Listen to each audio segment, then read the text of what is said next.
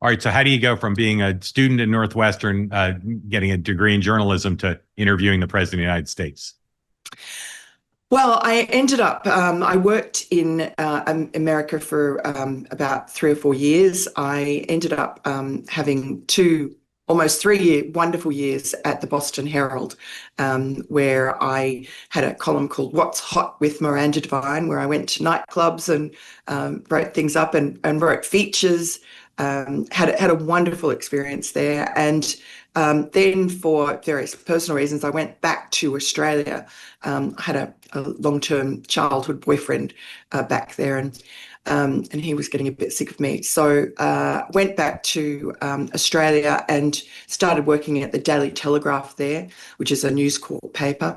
And got married, had a couple of kids, moved to the Sydney Morning Herald, which was the sort of broadsheet rival, the sort of New York Times clone, where I had a decade as a columnist, as their sort of token conservative, which was quite fun. But I always missed News Corp, so I came back to News Corp, and my editor had been a man by the name of Col Allen, who you probably know, who became the legendary editor-in-chief of the New York Post in 2001, just before 9/11, and just did a spectacular job with the paper, and brought it sort of back from the dead and back to its original wonderful, vibrant self.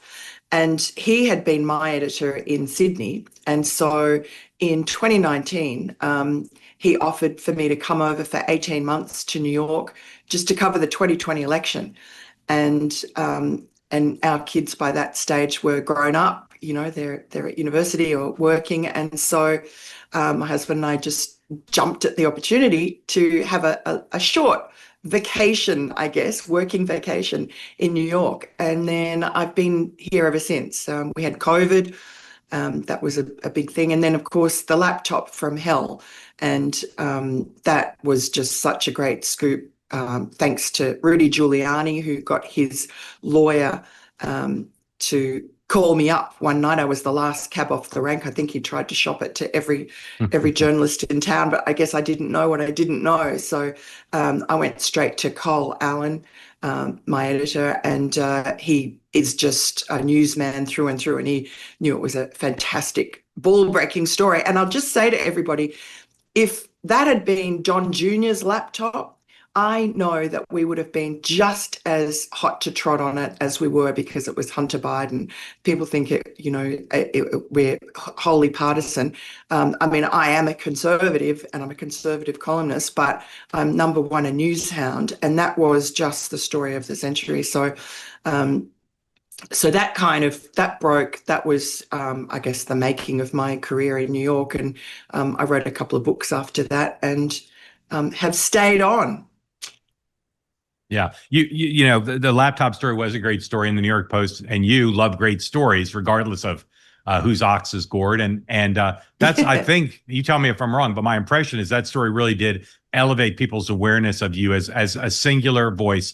You write beautifully, and you're tenacious, and you have a nose for news. And there are very few people with all three traits. Thank you. Yes, 100%. I mean, I would have had a fun time here, done pretty well, but gone back to Australia if it had not been for that phone call from Rudy Giuliani. Yeah. All right, let's talk about you and the president. What are things you sense or know about Donald Trump? Not biographical things, but sort of what he's like as a person that you think others don't know or kind of are overlooked in the coverage of him. I've met him several times now.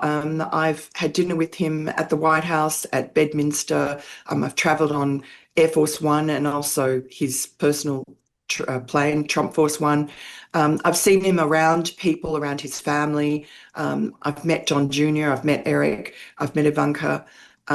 He has, number one, I think, what endears him to me is his relationship with his adult children and his grandchildren.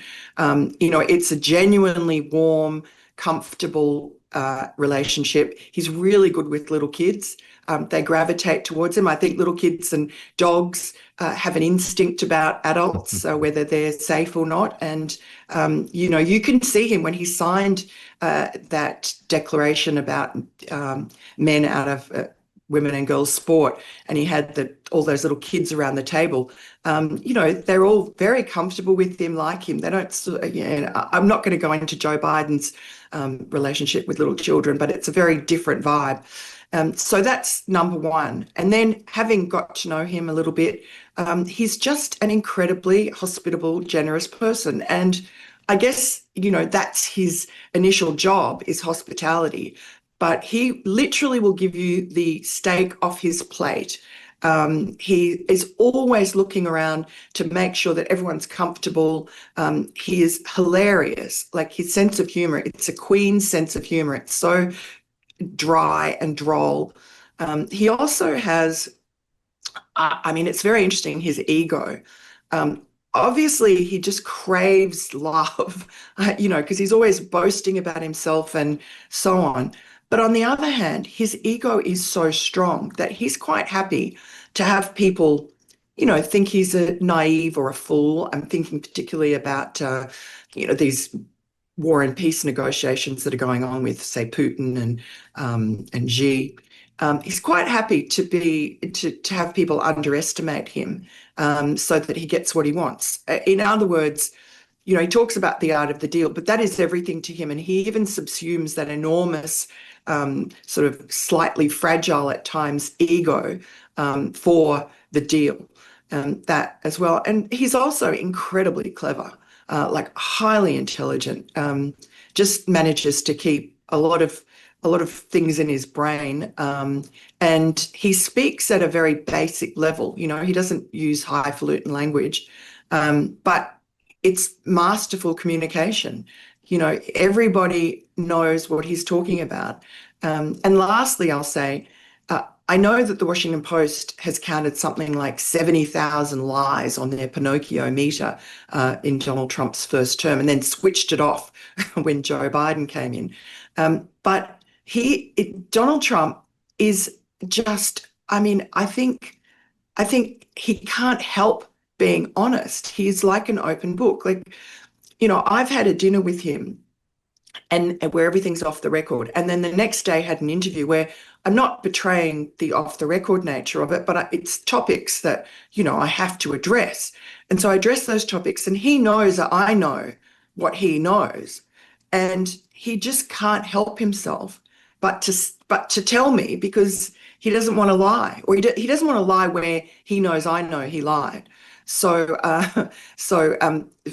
for that reason, his staff will no longer let me do interviews straight after a dinner.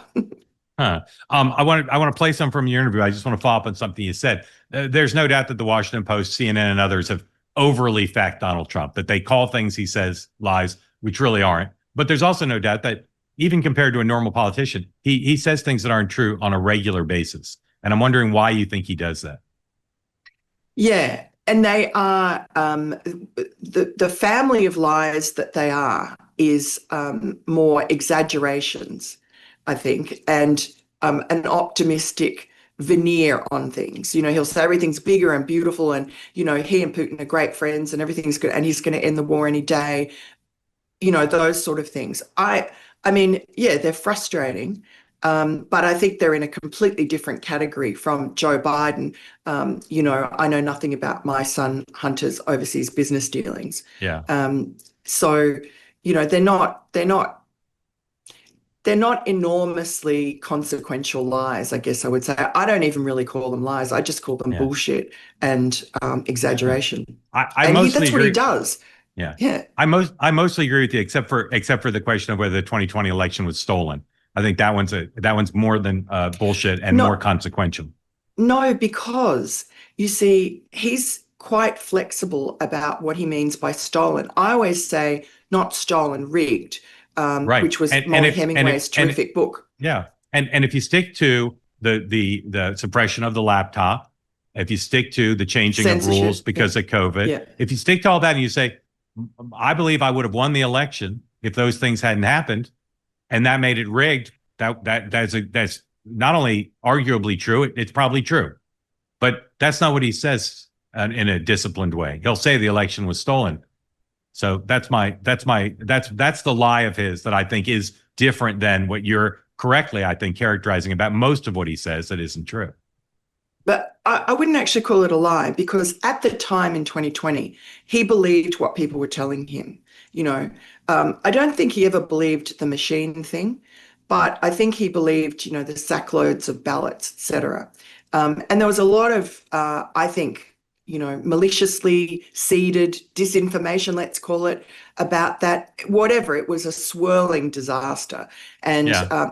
I remember interviewing him for my book straight after the election in Trump Tower. And, I didn't want to talk about the election. And he was completely obsessed with it. And he just started talking about it nonstop. And I finally said, well, I mean, it's bad, and but I think of it as like a football game. The umpire was crooked and you lost the game, but there's nothing you can do about it. You just have to play the next game and make sure you win. And he goes, no, no, no, it's not like that. It's like Tiffany's and they stole the diamond. We have to get it back.